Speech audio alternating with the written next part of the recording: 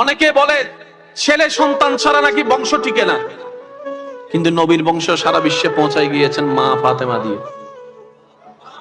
কারণ কি? রব চেয়েছেন। ব্যাস এইখানে। আপনার সন্তানের প্রতি যদি ছেলের প্রতি রব না চায় কিছু হবে না, কিন্তু আপনার মেয়ের প্রতি যদি রব চায় সেটাকে দিয়ে আল্লাহ আপনার বংশকে আগায় নিয়ে যেতে পারবে। মেন জিনিসটা কি? রবের চাওয়া। বলেন মেন জিনিসটা কি?